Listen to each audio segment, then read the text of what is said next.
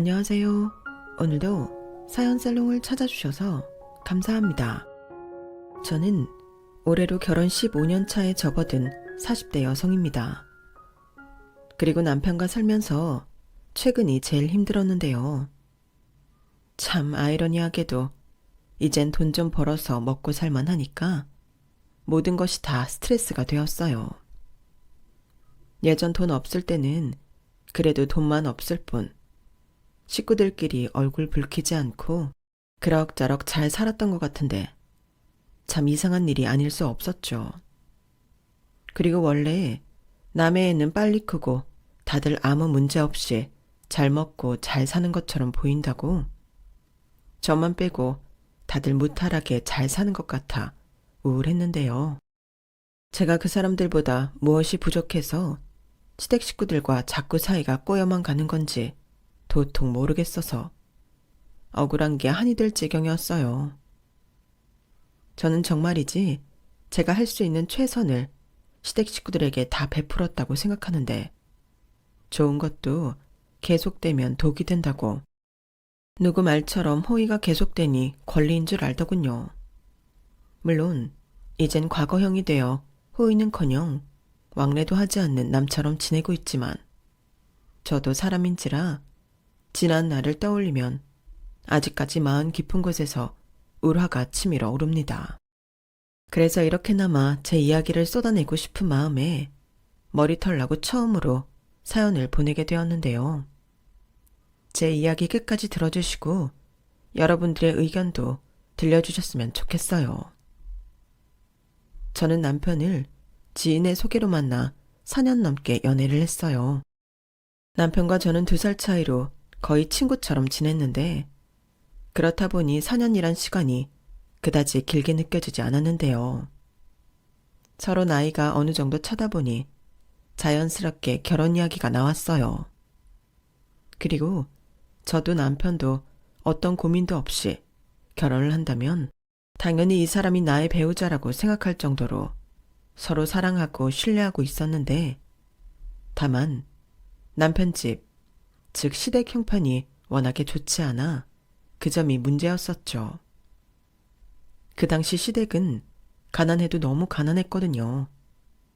얼마나 가난했냐면 옛날 9억 빌라에 그것도 지하 1층, 방 2개, 화장실 1개, 거실이라고 말할 것도 없는 그런 햇볕도 잘 들지 않는 곳에서 4식구가 살고 있었어요. 시아버님은 일용직 노동자시긴 하셨지만 몸이 워낙 좋지 않아 하루 일을 나가시면 일주일은 알아 누워 계셨는데 그래서 시어머니가 억척을 떨면서 식당 주방 일을 하셔야만 했었다고 하더군요. 그러면서도 집에 와서 쉬지 못하고 다양한 부업을 잠들기 전까지 하셨다고 하는데 남편이 마음이 어여서 고생하는 엄마를 많이 도왔다고 했어요. 그래서 취직한 이후 매달 50만 원씩 생활비를 자발적으로 들었다고 하는데 그제야 숨통이 조금 트였다고 하더라고요. 그리고 방이 2개인데 남편에겐 5살 아래 여동생이 있었어요. 같은 남자 형제라면 괜찮을 수 있겠지만 동생이 여자라 보니 자연스럽게 중학교에 들어가면서 방을 동생에게 뺏기게 되었고 남편은 방이라고 할 것도 없이 거실에서 생활을 할 수밖에 없었다고 하는데 심지어 매달 50만 원씩 집에 주는데도 자기 마음 편히 쉴 공간 하나 만들지 못했다고 했어요. 그 소리를 듣는데 어찌나 안쓰럽던지. 그래서 남편은 고시원을 가더라도 집보다는 낫겠다는 생각에 집을 나왔다고 하더군요. 그리고 착해 빠진 남편은 차마 집에 주던 50만 원을 못 주겠다는 말을 못해서 집에는 계속 돈을 보내고 있었는데 그렇게 고시원 생활을 1년 하고 월세로 원룸을 얻어 이사를 하면서 저를 만나 연애를 하게 되었죠. 그때 시댁에서는 자기 아들이 결혼하면 행여 받던 50만 원을 못 받게 될까? 자기 아들이 그냥 평생 결혼 같은 건 하지 않았으면 하셨다고 하는데 그러니 제가 결혼 허락을 받으러 시댁에 갔을 때 저를 반겨줄 리가 없었어요. 게다가 자기들 상황이 이렇다 보니 아들은 장가를 간다고 해도 집은커녕 뭐 하나 보태줄 돈이 없으셨는데, 그래서 저한테 결혼하고 싶으면 알아서 하라는 듯 이렇게 말씀하셨어요. 자, 너도 눈이 있으니 알겠지만 우리 사는 게 이 꼴 이 모양이다. 그러니 니들이 결혼한다고 해도 우리는 쥐뿔 아무것도 해줄 수 있는 능력이 없어. 그런데도 둘이 결혼하고 싶으면 해라. 대신 우리가 뭐 하나 해주는 게 없으니 나중에 니들한테 우리 모셔라, 책임져라 하는 말은 내 하지 않으마. 솔직히 저는 이미 남편한테 들어서 시댁 사정을 얼추 알고 있었어요. 그래서 당연히 시댁에 바라는 것이 없었는데 면전에서 저런 말을 들으니 뭐랄까 없던 섭섭함도 생기더라고요. 하지만 그때는 남편과 헤어질 마음이 없었기 때문에 좋게 넘어갔어요. 만약 제가 정말로 시댁에 뭔가 바랬다면 결혼을 엎을 수도 있었겠지만 그게 아니니 그냥 넘어가자 싶었던 거죠. 그리고 그때는 저도 시어머니를 많이 이해하려고 할 때였는데요. 대다수 초보 며느리들이라면 그렇잖아요. 시집을 가면서 처음부터 시어머니랑 척을 지고 싶은 며느리는 없잖아요. 그래서 저도 뭐 그랬던 거죠. 그리고 시어머니가 워낙 사는 게 힘들고 여유가 없으니 저렇게 미리 못 박듯이 말씀을 하시는구나 생각하며 이해하려 애를 썼는데, 그러면서 나름 긍정적으로 생각한 부분도 있었어요. 그건 바로 시부모님께 아무것도 안 받는 대신 나중에 시부모님 노후 걱정을 하지 않아도 된다는 거였죠. 그래서 나름 긍정적으로 다른 사람들은 나중에 걱정할 숙제를 미리 해결했다고 생각하며 남편과 결혼했는데요. 지금 생각하면 제가 정말 순진했던 것 같아요. 그리고 남편을 너무 사랑한 나머지 남편 하나만 보고 결혼을 했는데, 사실 친정에서는 시댁이 너무 형편이 어려우니 결혼은 하지 말라고 하셨거든요. 그래서 차마 시댁이 어려워서 아무것도 못 받으니 신혼집 구하게 돈 좀 보태달라는 말을 하지 못했는데요. 그래서 저희 두 사람의 신혼집은 남편이 살던 원룸에서 시작했었죠. 둘이 모은 돈을 닥닥 긁어 조촐하게 결혼식을 올리고 신혼여행은 다음에 돈 벌면 그때 가자고 하고 남편이 쓰던 살림에 더 필요한 것들을 채워 넣으며 그렇게 첫 살림을 하게 되었는데, 그래도 사랑하는 사람이랑 함께하니 행복했어요. 저희 시부모님은 당신이 말씀하신 대로 정말로 저희에게 이불자리 세트 하나 해주시지 않았는데, 그때까진 서운한 것도 애써 마음을 다잡고 시부모님께 서운해하지 않으려 노력했어요.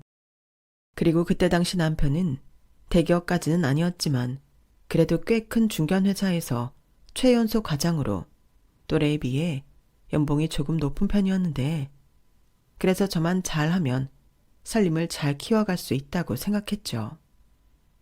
저도 당시는 학원에서 영어를 가르치는 강사로 벌이가 있었고, 이렇게 둘이 열심히 아끼고 모으면 금방 전세를 옮기고 또 내 집 장만도 할 수 있을 거라고 생각했거든요.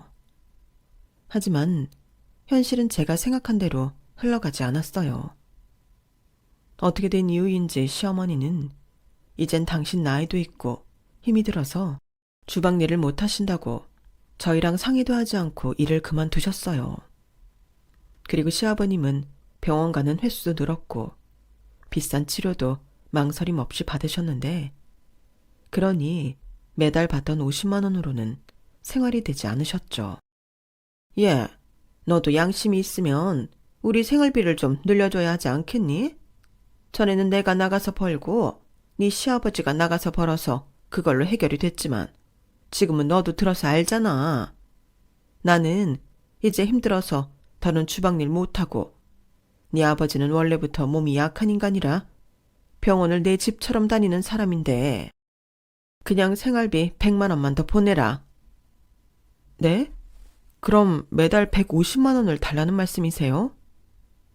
달라기보다 좀 줬으면 좋겠다는 거지. 우리가 사는 게 이렇다는 거 이미 알잖아.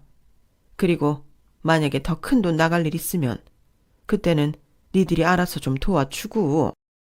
어머니, 이러시면 전에 저한테 하신 말씀이랑 좀 다른 것 같은데? 그때는 저희 결혼할 때 아무것도 못 해줬으니 책임지라는 말 안 하신다고 하셨잖아요. 그래. 내가 언제 너한테 우리 책임지라고 하든? 그냥 돈만 더 보내라고. 우리가 책임질게. 아니, 그게 그거잖아요. 저희 돈으로 온전히 다 해결하면 저희가 모시는 거랑 뭐가 달라요? 뭐야? 그래서 너는 당장 벌이도 없는 우리한테 돈을 못 주겠다는 거니? 너 우리 사정 다 알고 내 아들이랑 결혼했잖아. 그리고 니들은 둘이 버는데 그거 조금 해준다고 밥을 굶니? 참말 말고 이번 달부터 150만 원씩 보내라. 아니면 그냥 여기 다 정리하고 니네 집에 들어가는 수가 있어. 나 참. 저 전화를 받았을 때는 뭔가 뒤통수를 세게 얻어맞은 기분이 들었어요. 그래서 남편한테 절대 그럴 수 없다고, 아무리 마음이 약한 효자여도 이건 안 되는 거라고 강하게 못을 박았는데요. 사실 저희 남편이 저 몰래 시댁에 조금씩 더 돈을 보내고 있던 걸 알고 있었거든요. 그러니 돈을 벌어도 줄줄 세기만 할 뿐 모이지 않았는데 범인은 예상한 그대로였어요.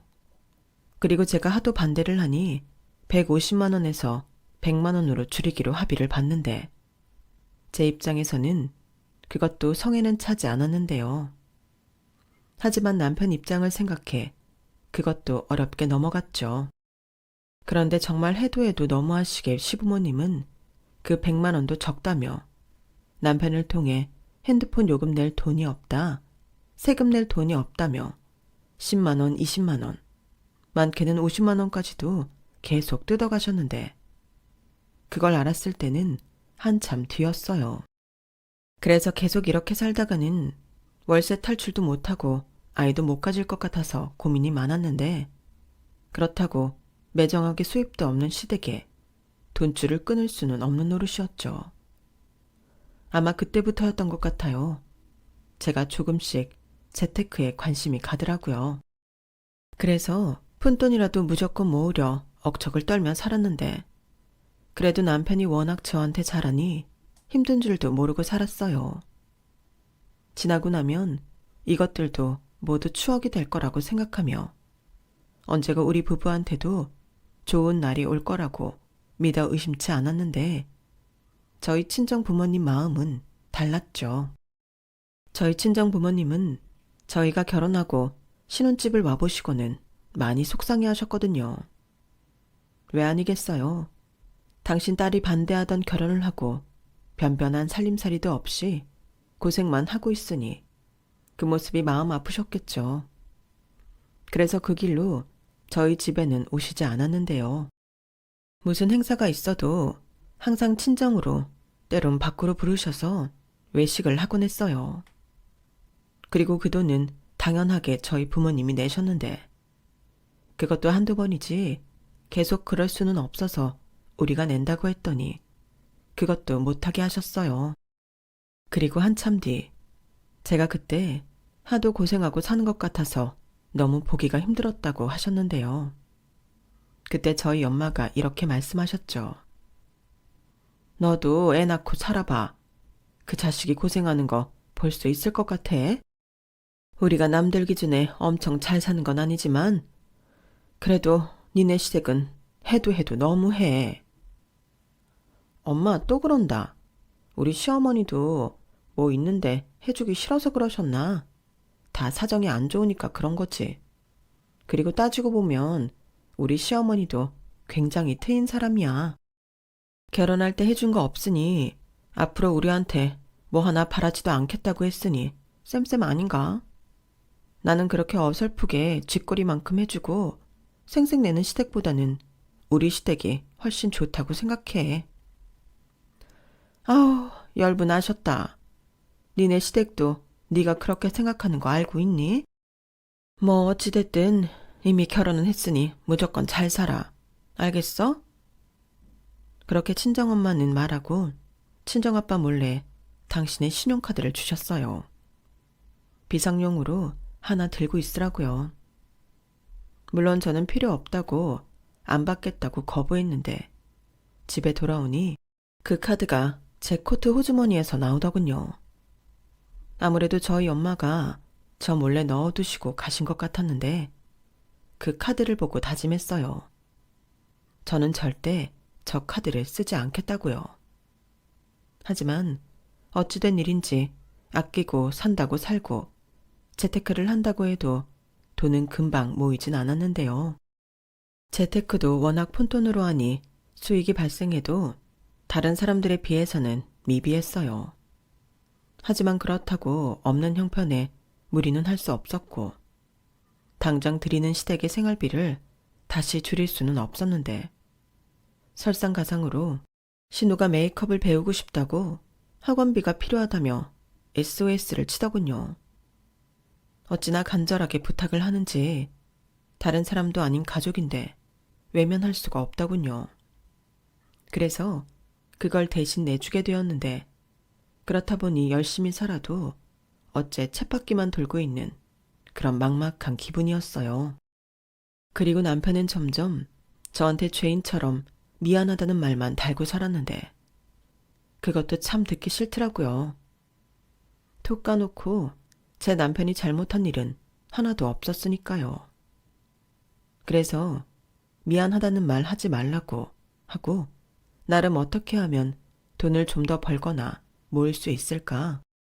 이리 궁리 저리 궁리하며 지냈는데 저한테도 기회라는 것이 찾아왔어요.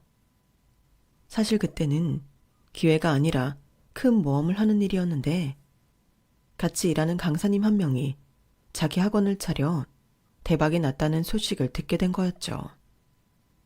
자리만 괜찮은 곳에 차리면 보습학원도 잘 될 수 있다며 저한테도 해보라고 하는데 다른 때 같으면 미천도 없이 엄두도 못 낼 일이 이상하게 자꾸만 마음이 동하더라고요.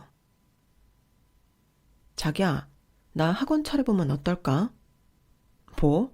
우리가 무슨 돈이 있어서 학원을 차려? 그게 우리 학원 강사 중에 이번에 나가서 학원 차렸다가 잘 된 사람이 있거든? 그 사람한테 들어보니 이게 나도 할 수 있을 것 같아서. 에이, 그렇게 너도 나도 다 하면 누가 남의 밑에서 일을 해? 괜히 생각처럼 안 돼서 힘들지 말고 우린 그냥 지금 이대로에 만족하자. 앞으로 계속 내 연봉은 오를 테고 그러다 보면 우리도 집도 사고 그럴 수 있을 거야. 어느 천년에. 그리고 시댁에 들어가는 돈도 늘어났으면 늘어났지. 줄일 수 없잖아. 그야 그렇지만. 자기야, 어쩌면 이게 진짜 우리한테 기회일 수 있어. 그러니까 나 해볼래. 저는 남편한테 그렇게 말하고 고민 끝에 무리해서라도 대출을 받아서 위치 좋은 곳에 학원을 차리자는 결론을 내렸어요. 하지만 남편은 여전히 너무 큰 모험이라며 하지 말라고 저를 말렸는데 저는 이미 그거 아니면 답이 없다고 생각했죠. 열심히 벌어도 제자리고 둘 중에 하나가 아프거나 애라도 생겨 일을 쉬면 그때는 애도 있는데 마이너스 생활을 해야 한다고 생각하면 그것만큼 무서운 공포가 없었거든요. 그래서 저는 용기를 내기로 했고 결정적으로 결심을 하기까지 친정 도움이 컸어요. 제 이야기를 들으신 친정 부모님이 계약금을 대신 내주셨거든요. 그렇다고 저희 친정이 엄청 잘 사는 건 아니었는데 자식이 잘 되길 바라는 마음에 저희 부모님도 큰 결심을 하시고 있는 돈을 모두 내어주신 거였어요. 그러니 얼마나 미안하고 고맙던지 저는 나중에 이자까지 톡톡히 쳐서 갚겠다고 약속을 했는데 일단 그 부분은 남편한테는 비밀로 하기로 했었죠. 친정이 돈까지 빌려서 학원을 차린다고 하면 원래도 싫어하는데 더 싫어할 것이 분명했으니까요. 그래서 더 일을 악물고 발품 팔고 정보를 모아서 저희 집과는 제법 거리가 있긴 했지만 당시 막 생긴 신도시에 발빠르게 들어갔어요. 주변에서는 아직 상권이 형성되기 전이라 편의점 같은 거나 차리지 뭐하러 학원을 차리냐며 망할 거라는 소리까지 들었는데 신축 아파트 입주들이 시작되면서 제 학원으로 아이들이 하루가 다르게 몰려들었어요. 워낙 주변에 대단지 아파트가 계속 생기니 원생이 계속 늘더라고요. 그러면서 제 학원은 빠르게 자리를 잡게 되었고 학원을 차릴 당시엔 저 혼자 아이들을 가르쳤지만 나중엔 절대 그걸로는 되지 않아서 선생님 2명을 뽑아 수업을 진행하게 되었는데 제가 원래 사람을 뽑을 때 많이 깐깐한 편이라 상황이 급했음에도 신경을 많이 써서 선생님을 뽑았더니 그 점이 저에게 톡톡히 효자 노릇을 하더군요. 선생님들 성향도 다행히 저랑 잘 맞았고 지금까지도 함께하고 있는데 학부모님들이 저와 저희 선생님을 신뢰하면서 좋다고 하시니 원생들의 소개로 더 많이 들어왔어요. 그러니 저도 계속 선생님을 뽑으며 밀려 들어오는 아이들을 잡으려 눈코 뜰 새 없이 바쁘게 살았는데 그렇다 보니 학원 월세와 선생님들 월급을 주고도 많은 수입이 생기더군요. 정말 이런 말을 쓸 날이 있을 줄 몰랐는데 시간이 없어서 돈을 못 쓰는 지경에 이르렀어요. 그리고 남편은 학원이라는 게 언제 또 애들이 우르르 빠질지 모른다며 자기라도 안정적인 직장을 다니겠다고 했는데 그것도 저에겐 든든한 보험이 되어 주었어요. 그리고 부모님에게 빌렸던 계약금은 1년도 되지 않아서 이자까지 쳐서 갚아드렸는데 제가 돈을 갚은 것보다 학원이 잘 된다는 사실에 저희 부모님은 뛸 듯이 기뻐하셨고 자영업이라는 게 앞으로를 모르니 돈 헤프게 쓰지 말고 적금이든 투자든 안전하게 돈을 굴릴 수 있도록 돈 공부를 하라며 조언까지 해주셨는데요. 정말로 친정 부모님이 말씀하신 대로 그 뒤로 얼마 지나지 않아 제 학원이 잘 된다는 소문이 퍼지면서 주변에서 다른 기타 등등의 학원들이 생겨났어요. 그러니 맥스를 찍었던 수입도 점점 줄기 시작했는데 친정 부모님 말씀처럼 가지고 있는 돈을 굴려야겠다는 생각이 들더군요. 하지만 하루아침에 돈을 굴릴 수 있는 방법이란 찾기가 힘들었고 그저 생각만 하면서 아이들 교육에 최선을 다했는데요. 제가 할 수 있는 게 일단은 그것밖에 없었어요. 그러니 점점 줄던 수입도 어느 정도 선에선 내려가지 않고 오르락 내리락 하면서 그 수준을 유지했는데 그것만 해도 전에 비하면 비교도 되지 않을 만큼 큰 수입이었기 때문에 저는 저를 믿고 또 저희 선생님을 믿고 아이들을 보내주신 학부모님께 감사할 따름이었죠. 저는 그렇게 학원을 운영하며 3년 만에 꿈에 그리던 내 집을 장만할 수 있었어요. 학부모님과 친해지니 그곳 신도시 부동산에 대한 정보도 종종 들을 수 있었는데 제가 집을 사려고 한다는 소식을 들은 학부모님이 집을 소개해 주셨죠. 그 집은 누군가 뜻하지 않게 해약한 세대였는데 대단지 아파트 탑층으로 탁 트인 전망이 일단 제 마음을 사로잡았어요. 워낙 높은 분양가라 다른 사람들도 망설이고 있던 집이었는데 일단 집이 너무 마음에 들어서 그 집을 제가 매입하기로 했죠.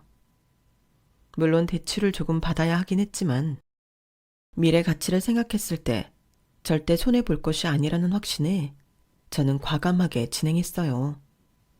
그 결과 그 집은 제가 생각한 것 이상으로 값이 점점 올랐는데 2년도 되지 않아서 2배 가까이 오르더라고요. 아, 이래서 신도시 하는구나 새삼 느꼈는데 나중엔 그 집을 팔아 다른 곳으로 이사를 하면서 차익으로 저는 점점 부동산에 투자를 하게 되었어요. 그리고 시간이 지남에 따라 어느덧 저는 남들 못지않게 잘 살게 되었는데요. 비록 아직 아이는 없었지만 이젠 돈도 여유가 있고 내 집도 마련했다고 생각하니 이젠 정말 남편과 행복하게 살 일만 남았다 하는 생각만 들더라고요. 그러면서 저희만 잘 먹고 잘 살 수 없으니 시댁 생활비도 넉넉히 챙겨드리고 신우 뒷바라지도 더 통 크게 하게 되었는데요. 사실 신우가 얄밉거나 그러면 불가능한 일이잖아요. 하지만 저희 신우는 자기 오빠한테는 몰라도 저한테는 참 싹싹하게 잘해서 도와주고 싶었어요. 남매가 같이 잘 되면 좋다고 생각했거든요. 그리고 저희 신우도 제가 힘들 때 학원비를 대신 내준 게 많이 고마웠는지 제가 학원이 잘 되기 전부터 간식도 사들고 오고 어디서 예뻐서 샀다며 머리끈이나 슬리퍼 같은 것도 사오는데 여동생이 없던 저라 그런지 그런 아기자기한 신우의 마음이 예쁘더라고요. 처음에는 자기 오빠한테 방도 뺐고 미안한 것도 모르는 약간 못된 여동생인 줄 알았는데 꼭 그렇지만도 않아서 나름 다행이라고 생각했어요. 사실 신우가 미운 짓 하는 집도 많잖아요. 그런 거에 비하면 저는 참 다행이라고 생각했는데 다 좋을 순 없다고 문제가 생기긴 했어요. 시부모님, 특히 시어머님이 제가 수입이 늘어나자 점점 날로 드시고 싶어 하셨거든요. 그럴 때마다 남편이 중간에서 잘 컨트롤 하긴 했는데 그래도 싫은 건 싫은 거였죠. 그러다 제가 재건축 이야기가 나오고 있는 동네에 허름하긴 했지만 27평 아파트를 매매하게 되었어요. 잘만 가지고 있다가 재건축되어 팔면 그 수익을 얻을 수 있었는데 당장도 월세나 전세를 내주고 세를 주면 매달 수입을 바랄 수 있는 곳이었어요. 그러다 시부모님 생각이 났고 여전히 햇볕도 잘 들어오지 않는 빌라 지하에 살고 계셨기에 이참에 여기서 살게 해드리면 어떨까 했는데요. 남편이 너무 좋아하더군요. 그래서 월세 받을 생각도 없고 그 집 팔아서 비상금으로 갖고 계시고 그냥 여기서 재건축하기 전까지 사셔라 했는데 그때는 시어머님이 제 손을 잡고 눈물까지 보이셨어요. 그리고 평상시 무뚝뚝했던 시아버님도 고맙다고 하셨는데요. 예, 네가 진짜 우리한테 은인이다. 나는 내 평생 아파트는 못 살고 죽을 줄 알았어. 세상에, 이렇게 해도 잘 들고 냄새도 안 나는 곳에서 살 수 있다니. 이게 꿈이니 생신이? 고맙다. 정말 고마워. 내가 진짜 앞으로는 너한테 잘할게. 그래 아가야. 우리가 해준 것도 없는데 이렇게 네 덕을 보는구나. 고맙다. 고마워. 저는 시부모님께 저 말을 듣고 저도 가족이라고 참 뿌듯하고 좋았어요. 비록 허름한 아파트였지만 기뻐하시는 시부모님을 보니 저야말로 몸둘 바를 몰랐는데요. 사실 저는 시부모님이 싫다고 하실 줄 알았거든요. 너희는 좋은 데 살면서 이딴 곳에 살라고 하냐며 싫다고 하실 수도 있다고 생각했고 만약 정말로 그렇게 나오신다면 그때는 그냥 계속 살던 곳에서 사시라고 할 생각이었는데 저렇게 눈물까지 보이시니 재건축이 되면 그냥 그 집을 드릴까 하는 마음도 있었어요. 솔직히 저희 친정에는 제가 감사한 마음이 커서 이번에 이사 가시는데 제가 돈을 제법 많이 보태드렸거든요. 그러니 아무래도 남편이 뭐라고 하진 않았지만 양가 비슷하게 도와드리면 좋겠다고 생각을 가지고 있었는데 고맙다던 시어머니는 점점 저한테 바라는 게 많아졌어요. 앞에서 말한 대로 호의가 계속되니 권리인 줄 아시더라고요. 그래서 예전처럼 생활비 150만 원 외에는 드릴 수 없다고 저는 저대로 선을 분명하게 그었는데 안 그러면 제가 너무 시어머니한테 시달릴 것 같았거든요. 그러던 중 저는 바라던 임신을 하게 되었어요. 이젠 학원도 제가 없어도 잘 굴러갈 수 있게 자리가 잡혔고 아이 키우고 살 수 있는 집도 생기니 때를 기다렸다는 듯 아이가 찾아오더라고요. 얼마나 기쁘던지. 임신 테스트기에 나타난 두 줄을 보고 무슨 로또에 당첨된 사람처럼 소리를 질렀다니까요. 그리고 10달을 꼬박 채우고 지금의 딸아이를 출산했죠. 시댁에서는 은근 첫째로 아들을 바라셨지만 저희 부부는 딸이라 더 좋았어요. 남편이 평상시에 딸을 갖고 싶어 했거든요. 그래서 딸아이를 낳자 회식도 마다하고 칼퇴근해서 하루 종일 딸애랑 노는 딸 바보가 되었는데 남들은 서운하지 않냐고 했지만 저는 반대로 그 모습을 보는 게 행복이었어요. 사랑하는 남편과 눈에 넣어도 아프지 않을 예쁜 딸아이가 있으니 이젠 정말 제가 세상의 전부를 가진 기분이 들었거든요. 그리고 계속 저는 목돈을 모으면 그걸 부동산 쪽에 꾸준하게 투자를 했는데 그렇게 번 돈으로 지금 학원이 있는 건물을 매입하게 되었고 솔직히 그땐 좀 무리를 하긴 했지만 월세 걱정하지 않고 학원을 운영하고 다른 곳에서도 월세가 나오니 천군만마를 얻은 기분이 들었어요. 그래서 건물주 하는구나 생각하며 이젠 우리 부부 벌이가 없어도 돈 나올 것이 있다고 생각하니 너무 좋았는데요. 남편도 그때는 너무 좋아하더라고요. 그리고 모든 것이 제 덕이라며 앞으로 우리 세 식구 아프지 말고 행복하게만 살자고 하는데 제가 뭐라고 저 스스로 제 자신이 장하게 느껴졌어요. 그리고 제가 학원에서 버는 돈과 월세만으로도 대출금 갚고 저희 생활비로 충분했기에 남편의 월급은 시댁에 드리는 150만 원과 남편 용돈을 제외하고 그냥 전부 모아두기로 했는데요. 그렇게 모든 것이 잘만 풀려간다고 생각하고 며칠이 지나지 않아서 시댁이 시끄러워지기 시작했어요. 글쎄 저희 신우가 사귀는 남자가 있었는지 혼전 임신을 했다고 하더라고요. 물론 자기 말로는 결혼할 사이였다고 하는데 시부모님 입장은 아니었죠. 특히 신우가 취직한 지 얼마 되지 않아서 이런 일이 벌어져 시부모님은 애 필요 없고 그 남자랑 헤어지라고 했는데 신우는 울면서 그럴 수 없다고 했어요. 그 남자를 너무 사랑한다면서요. 그리고 그 남자도 능력 있는 사람이라 저와 자기 오빠처럼 결혼해서 잘 살 수 있다고 했는데 그때 시어머님이 슬쩍 그 남자가 어떤 남자인지 궁금한 눈초리였어요. 저희 신우가 생긴 게 참 예쁘장하게 생겼거든요. 그래서 따라다니는 영양가 없는 남자들이 참 많았다고 했는데 신우는 그런 남자들이랑은 다른 사람이라며 만나보고 이야기하라고 했는데 신우는 어쩐지 자신 있는 얼굴이었어요. 그러니 시부모님도 살짝 기대하며 그 남자를 만나러 나가셨고 돌아오셨을 땐 얼굴 한가득 한바구음을 짓고 돌아오셨는데 알고 보니 신우와 만나는 남자가 집도 좀 살고 남편 직업도 공무원으로 나쁘지 않다고 하더라고요. 다만 예비 사돈네에서 혼수로 바라는 게 좀 많은 것 같았는데 그러니 남편을 붙잡고 그 이야기를 한 모양이었어요. 저한테는 씨알도 먹히지 않을 것 같으니 마음 약한 당신 아들을 붙잡고 이야기하신 거죠. 그리고 남편은 머마려운 강아지 마냥 제 눈치를 보기 시작했는데 뻔할 뻔짜였어요. 돈 얘기를 하고 싶은 거였죠.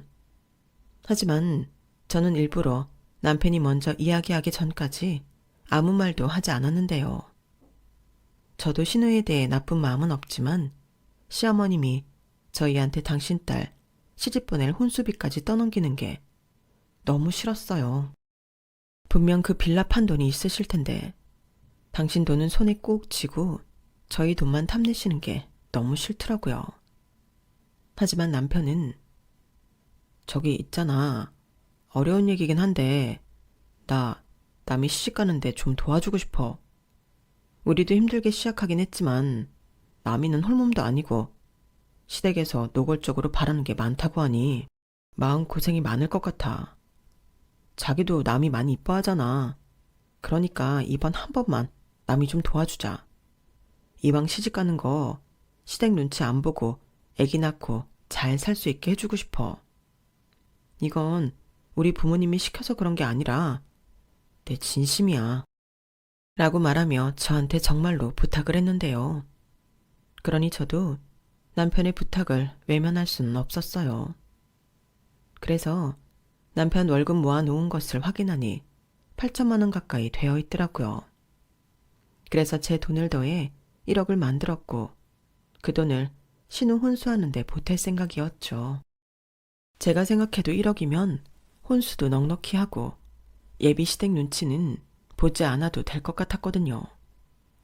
그리고 제 돈이 포함되긴 했지만 그래도 오빠가 번 돈으로 혼수를 하는 거니 신우한테도 뜻깊겠다 싶어서 저는 좋은 마음으로 1억이 든 통장과 체크카드를 남편한테 내밀었는데 남편이 통장에 든 1억을 보고 정말 많이 고마워했어요.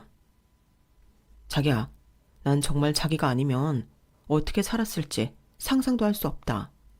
자기는 정말 나한테 최고의 아내야. 어떻게 이렇게나 많이 준비해 줄 수가 있어? 감동 그만 받아. 그중에 절반 이상은 자기가 번 돈 모아둔 거야. 나는 그냥 액수만 맞췄지. 그래도 이런 큰 돈을 턱 하고 내놓을 수 있는 사람은 자기밖에 없지. 정말 고마워. 자기 덕에 내가 오빠 노릇도 하고 장남 노릇도 하겠다. 그래, 그거 하라고 주는 거야. 그리고 나도 이참에 며느리 노릇 하는 거고. 저는 기쁜 마음으로 말했어요. 제 말에도 한치의 거짓은 없었거든요. 하지만 기뻐하실 줄 알았던 시어머니는 제 생각과는 다른 반응을 보이셨고 저더러 실망이라며 만나서 이야기를 하자고 하셨는데요. 아니, 1억이나 보태는데 뭐가 실망이라는 건지. 궁금해 저는 시어머니가 나오라는 약속 장소로 나갔죠. 그리고 그 자리에서 참 황당한 일을 겪게 되었는데 지금 생각해도 너무 열이 받네요. 시어머니는 제가 나가자 제가 남편한테 줬던 통장을 탁 하고 던지며 내려놓았어요. 아니, 너는 돈도 많이 벌었다는 게 고작 1억이야? 아니, 요즘 물가에 1억으로 할 수 있는 게 뭐가 있냐? 너는 좋은 집에 좋은 차에 꼬박꼬박 월세 받으면서 시댁에 주는 돈은 그렇게 아까워? 속이 그렇게 좁아서 어떻으니? 속이 좁다고요? 아니 어머니, 언제부터 1억이 적은 돈이 됐어요?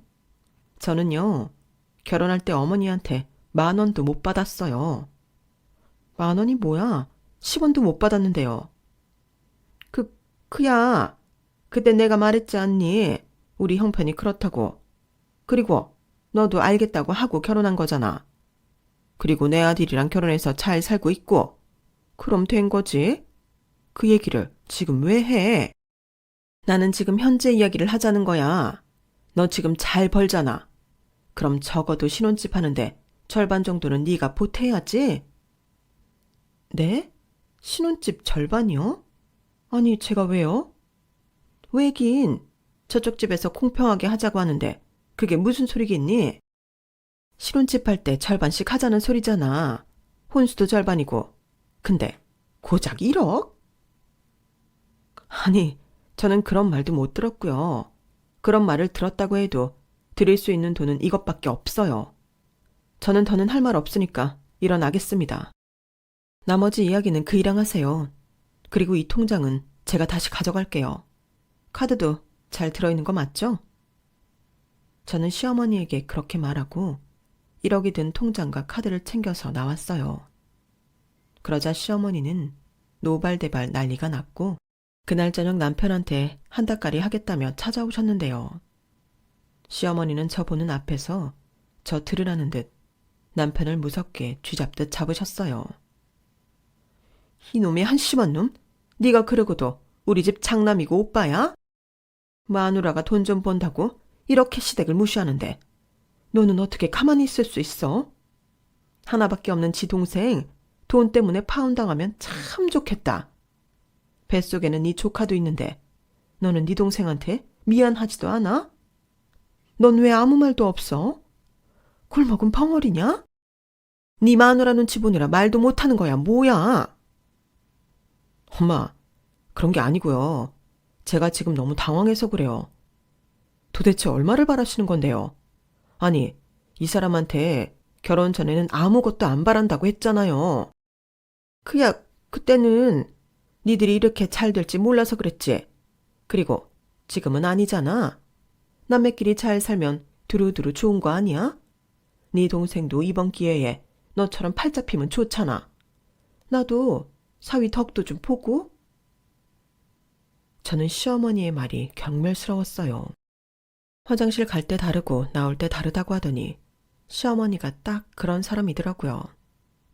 그리고 그때부터는 호구 며느리가 되느니 나쁜 며느리가 되겠다고 다짐했는데 그 1억도 안 줘야겠다고 생각했어요. 그리고 발등에 불이 떨어진 사람은 신우와 시어머니셨는데 제가 눈 하나 깜짝하지 않자 아쉬운 사람인 시어머니가 신우까지 데리고 저를 찾아왔더군요. 저는 1억이라도 달라고 찾아왔나? 내키지 않은 얼굴로 나가서 이야기하자고 했는데요. 근처 찻집에서 전하고는 좀 다른 얼굴로 시어머니는 제 눈치를 보면서 슬슬 돈 얘기를 했어요. 한 3억 정도만 해주면 어떻게 해보겠다고 하더라고요. 그러면서 이번이 진짜 마지막이라고 하셨죠. 내 말 진짜야. 더는 너한테 아무것도 안 바란다니까. 그럼 매달 드리는 생활비도 안 드려도 되는 거죠? 저 정말 어머님이 저한테 그러셨던 것처럼 아무것도 안 해드릴 거예요. 뭐야? 너는 그 얼마 되지도 않는 돈까지 아껴 먹겠다는 거야? 독하다 독해. 너도 정말 그러는 거 아니야. 우리가 아무리 가진 게 없어서 너 결혼할 때 한 푼도 못 해줬지만 내가 일부러 그랬니? 근데 너는 지금 일부러 그러는 거잖아. 돈도 많으면서. 너 일부러 지금 우리 무시하면서 즐기는 거지. 아니, 제가 1억을 아가씨 결혼하는데 보태겠다고 하는데 그게 왜 시댁을 무시하는 거예요? 제가 무시하는 게 아니고 어머님이 욕심이 지나치신 거죠. 저희는 오빠로서 올케로서 그 정도면 충분하다 못해 과하다고 생각해요. 안 그래요, 아가씨? 언니, 그게요. 저도 감사하고 죄송한데 그 돈이면 많이 부족해서요. 그렇다고 우리 집 형편이 나머지를 보탤 수가 있지가 않으니까. 저 정말 결혼하고 언니랑 오빠한테 잘할게요. 그리고 제가 잘 살아야 저희 집도 제가 돕고 살죠. 안 그러면 언니가 우리 엄마 아빠 모시고 책임져야 하잖아요. 아니요. 어머니는 저한테 약속하신 게 있어요. 결혼할 때 한 푼도 못 보태주는 대신 노후 책임 안 져도 된다고요. 그렇죠, 어머니? 정 그렇게 3억이나 해달라고 하시는 거면 앞으로 생활비는 아가씨가 드려요. 150만 원씩 매달.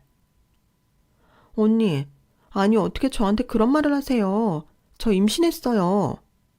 그래서요. 그럼 저더러 다 독박 쓰라는 거예요? 진짜 있는 사람이 더 한다고 하더니 돈도 많으면서 왜 그래요? 그러는 아가씨는 왜 그래요? 내 돈으로 학원 다녔잖아요. 그 돈만 해도 몇 천은 돼요. 그야. 저는 신우의 말에도 기가 막혔네요. 아니 도대체 저를 얼마나 호구로 봤으면 저딴 말을 할 수 있을까? 어이가 없더라고요. 그래서 신우한테도 이참에 정신교육을 제대로 시켜줬는데요. 저야말로 신우한테 베푼 게 얼만데 저렇게 나올 수 있나? 배신감이 들었어요. 아가씨, 저는요, 오빠랑 결혼할 때 1억은 고사하고 오빠 사는 월세 원룸에서 시작했어요. 저희 부모님 결혼하지 말라고 하셨는데 그거 반대 무릅쓰고 결혼하니 속상해 하셨고 결국엔 저 학원 계약금 도와주셔서 여기까지 온 거예요. 그래도 내가 아가씨 참 예쁘게 생각해서 1억 만들어준 건데 나야말로 실망이네요. 있는 사람이 더 한다고요? 제 눈엔 없는 사람이 날강도 같은데요. 입장 바꿔놓고 생각해봐요. 아가씨는 그럴 수 있어요? 아니, 너는 왜 홀몸도 아닌 내 딸을 잡아? 너 내가 치사해서 이 말까진 안 하려고 했는데 너 니네 친정집 이사할 때 돈 보탰지? 얼마 보탰냐? 그래놓고 우리한테는 고작 1억 주고 떨어지라고? 그러니 네가 우리 집을 무시한다는 거야. 그거였어요? 근데요, 이건 어쩔 수 없지 않아요? 저와 도와주신 분들인데 제가 은혜 갚는 건 맞는 거죠. 그 덕에 어머니 아들도 잘 사는 거예요. 그래.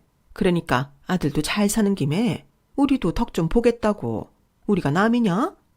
그리고 말 나온 김에 다 하자. 내 아들 너 때문에 기 팍 죽어 사는 꼴도 보기 싫어. 사람이 돈을 벌면 더 겸손해지고 자기 남편이랑 시댁을 우선적으로 챙겨야지. 네가 돈줄 쥐고 휘두르니 내 아들이 눈치나 보고 사는 거 아니야. 너는 좋은 집 살고 우리한테는 다 쓰러져가는 옛날 아파트 주고 그것도 뭐 아예 주는 것도 아니고 재건축 되기 전까지 살라고? 그럼 그 후에는 그 이유는 어머님이 알아서 하셔야죠. 제가 뭐 어디까지 책임져요. 그리고 말씀하신 대로 저 매달 생활비 드리고 지금 지내시는 집도 공짜로 살게 해드리는데 제가 이러고도 이런 소리를 들어야 해요? 어머님은 저한테 뭐 해주셨는데요? 저요, 제 남편 존중하고 끔찍하게 생각해요. 그래서 그만큼 누리고 사시는 거라고요. 그것도 모르고 계속 이렇게 노골적으로 요구하시는데 그럼 저도 더는 아무것도 하고 싶지 않죠. 아가씨도 그래요. 옆에서 말리지 못할 망정 이런 자리를 만들어요? 왜? 아가씨도 어머님이랑 같은 생각이라서요? 저는 더 할 말 없고요. 지금부터 저 계속 건드리시면 저도 제가 어떻게 할지 몰라요. 그러니까 이제 그만 헛다리 짚으시고 1억 안에서 해결하시든지 저랑 아예 안 보고 사시든지 선택하세요. 저는 그렇게 말하고 먼저 자리에서 일어났어요. 그러자 저희 시어머님이 자기 분에 못 이겨 당신이 시키신 쌍화차가 든 찻잔을 제 등짝에 던지셨는데 아직 온기가 남아 있어서 제법 뜨거웠죠. 그리고 제가 그렇게 쌍화차로 얻어맞을 줄 몰랐기에 너무 깜짝 놀랐는데요. 저뿐만이 아니라 거기 있는 모든 사람들이 다 놀랐어요. 그러자 이성이라는 게 정말 사라지는 건지 어른이고 뭐고 화가 머리 끝까지 올랐는데요. 찻집을 나와 바로 남편한테 전화를 걸었어요. 방금 전에 무슨 일이 있었는지 상세하게 다 얘기하고 더는 며느리고 나발이고 남처럼 살겠다고 했는데 그게 싫으면 이혼하자고 했죠. 그러자 남편은 그게 다 무슨 소리냐며 믿을 수 없다는 듯 계속 되물었는데 그렇게 궁금하면 시어머니한테 직접 전화해서 물어보라고 했네요. 그 말을 하면서도 목소리며 손이며 어찌나 달달달 떨리는지 살면서 그런 수치스러움은 처음이었어요. 그리고 사태 파악이 끝난 남편은 전화해서 저한테 다친 데는 없냐고 물으며 지금부터는 저 하고 싶은 대로 하라고 했는데요. 저는 그 말을 듣고 당장 부동산에 전화해서 시부모님이 살고 계신 제 명의의 아파트에 세를 놓겠다고 했죠. 가능한 빨리 전세든 월세든 상관없으니 맞춰달라고 했는데 시세보다 싸게 해도 된다고 하니 부동산에서는 좋다고 화색을 띠더군요. 그리고 바로 시어머니한테 부동산에 집 내놓았으니 부동산에서 사람 오면 문 잘 열어주고 하루빨리 제 집에서 나가시라고 문자를 보냈는데 바로 시어머니한테 전화가 걸려오더군요. 물론 받지 않았죠. 시어머니랑 통화할 이유가 저한테는 없었거든요. 그러자 문자 폭탄이 날아오는데 시어머니는 뭐 하는 짓이냐며 나이 든 노모를 밖으로 내쫓는 거냐며 흥분하셨는지 오타가 난무했는데 저는 그러거나 말거나 했어요. 솔직히 시부모님도 예전처럼 돈 벌려고 마음 먹으면 충분히 버실 수 있는 나이셨어요. 두 분 다 50대 후반이셨거든요. 물론 저보다는 연세가 있으셨기에 자식된 입장에서 나가서 돈 벌라는 말은 하지 않았지만 날로 많아지는 그 욕심을 제가 감당할 수는 없었죠. 그리고 남편 역시도 그런 제 생각엔 동의했는데요. 저는 시어머니한테 이렇게 답장했어요. 더는 물주 노릇은 하지 않겠다고요. 필요하시면 예전처럼 손수 벌어서 쓰시라고 하면서 지금까지 살았던 월세는 안 받을 테니 하루빨리 제 집에서 나가시라고요. 그러자 시어머니는 또 불이 나게 전화를 하셨는데 제가 계속 전화를 안 받자 이번에 음성 메시지까지 남기셨더군요. 너 지금 돈으로 나 협박하냐? 네가 그럼 내가 알겠다 하고 나갈 줄 알았어? 여긴 이제 내 거야. 내가 지금 살고 있는데 네가 뭔 수로 나를 내보내냐? 좋게 이야기할 때 네 신우 혼수할 돈 3억 내놓고 내친 김에 이 집 명의도 내 앞으로 돌려놔라. 그 정도는 해줘야 계산이 맞지? 저는 음성 메시지를 듣고 바로 남편한테 들려줬어요. 도대체 우리 사이에 무슨 계산할 게 있다고 그렇게 많이 뜯어가시겠다는 건지. 남편도 그 음성 메시지 듣고 얼굴이 하얗게 질리더군요. 그리고 일주일도 안 돼서 부동산에서는 월세 세입자가 있는데 시부모님이 집을 안 열어주신다고 고충을 토로했고 그건 남편이 나서서 해결했어요. 남편이 가서 문을 열어줬거든요. 그러면서 이젠 자기도 아들 노릇 그만하겠다고 말을 했다는데 시어머님이 대성통곡을 하면서 마누라 때문에 부모를 버리냐며 탈진할 정도로 우셨답니다. 하지만 남편은 마음을 독하게 먹었는지 어떻게 생각하시든 자유라며 이젠 자기는 자기 가족만 지키고 살 거라고 그러게 왜 되지도 않는 욕심을 자꾸 부리냐며 남편이 처음으로 크게 화를 냈다나 봐요. 세상 착하고 순해서 불만이 있어도 참을지언정 아무 말도 못하던 당신 아들이 화를 내자 시부모님도 이번 일은 장난이 아니구나 싶으셨는지 알겠다며 그럼 그냥 주기로 한 1억만 주고 다시 원래대로 돌아가자고 하셨다는데 남편이 싫다고 했죠. 이미 그 1억도 저는 다시 종잣돈으로 해서 적금으로 넣어버렸고 월세 계약은 신속하게 해버렸으니 시부모님은 집도 절도 없는 신세가 되신 거예요. 그제야 저한테 미안하다고 싹싹 비셨는데 저는 집 현관문도 열어주지 않았죠. 제 마음은 완전히 돌아선 후였거든요. 그리고 신우도 눈물로 호소했지만 저는 신우 연락처도 차단했어요. 결혼을 하든 말든 제가 신경 쓸 부분도 아니고 이젠 더는 시댁이라고 도리할 것도 없다고 생각하니 세상 이렇게 편할 수가 없더라고요. 그리고 이 소식을 들은 친정 부모님도 많이 놀라셨는데 처음엔 저더러 뭐 그렇게까지 하냐며 저를 말리셨지만 제가 이젠 그럴 수 없다며 이미 분에 넘치게 많은 걸 했고 더는 자발적 호구가 되지 않겠다고 하니 친정 부모님도 저를 어쩌지 못하셨어요. 솔직히 저희 부모님 입장에서도 자기 딸이 그렇게 사는 걸 좋아하실 리는 없잖아요. 그리고 저는 그동안 제 할 도리는 다 했다고 생각했기에 더는 어떤 후회도 없었는데요. 누구도 저한테 뭐라고 할 수 없다고 생각했어요. 그럼에도 고마워하기는커녕 쌍화차를 끼얹다니 저는 평생 그들과 보지 않고 살 겁니다. 남편한테는 미안하지만 그러고 싶지 않아요. 그러게 욕심을 부려도 적당히 부렸어야죠. 솔직히 받은 것도 하나 없는데 이만큼 베푸는 며느리가 또 어디 있나요? 저는 시부모님이 평생 후회하시고 사셨으면 좋겠습니다. 제가 독하다는 생각하시나요? 그럼 돈을 잘 번다는 이유로 계속 호구처럼 물주 노릇을 해야 한다고 생각하시는 건지 묻고 싶습니다. 저는 더는 그런 바보로 살고 싶지 않아요. 애당초 저희 시댁 식구들이 고마움과 미안함을 아는 사람들이었다면 이런 일도 없었겠죠. 어쩌면 저라는 복덩이를 만나 더 편하고 행복하게 사실 수 있으셨을 텐데 욕심이 화를 부른다는 게 이런 경우가 아닌가 그 사람들이 알았으면 좋겠습니다.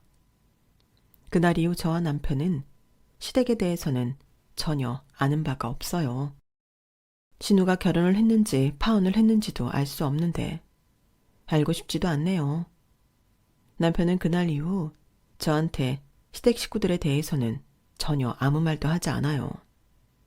남편도 그동안 참고 있던 게 터진 만큼 자기 식구들과 아예 연을 끊겠다고 했는데 또 모르죠. 워낙 성격이 모질지는 못해서 저 모르게 시부모님과 자기 동생 연락을 받고 있을지. 하지만 시어머니 말처럼 돈줄은 제가 다 잡고 있으니 남편을 달달 볶아도 얻어갈 수 있는 건 아무것도 없을 겁니다. 아니, 이번엔 착한 남편도 제대로 연을 끊었으면 좋겠네요. 이렇게 저는 시댁과는 완전히 연을 끊고 열심히 또 행복하게 살고 있습니다. 가끔 쌍화차 찻잔으로 얻어맞은 등짝이 콕콕 쑤실 때가 있는데 그럴 때마다 제가 한 결정을 잘했다고 생각해요. 그리고 앞으로도 저는 후회하고 싶지 않은데요. 그러기 위해서라도 더 열심히 살려고요. 그래야 그 사람들도 더 배가 아플 테니까요. 그러게, 가만히 있던 저를 왜 건드려서 이런 일을 만드셨는지. 다 자업자득이죠. 제 이야기는 여기까지예요. 제 사연 어떻게 들으셨는지, 여러분들은 어떤 생각을 하셨는지 궁금한데요. 이왕이면 잘했다는 말을 듣고 싶어요. 저도 정말 한다고 했거든요. 그런 제 마음이 잘 전달되었길 바라면서 저는 이만 마치겠습니다. 지금까지 제 사연 들어주셔서 너무 감사드리고요. 다가오는 따뜻한 날처럼 여러분들 인생도 내내 꽃피는 봄이었으면 좋겠습니다. 그럼 안녕히 계세요. 여러분, 사연 댓글에 응원과 현명한 조언 부탁드려요. 좋아요와 구독은 저에게 큰 힘이 됩니다. 오늘도 좋은 일 가득하세요.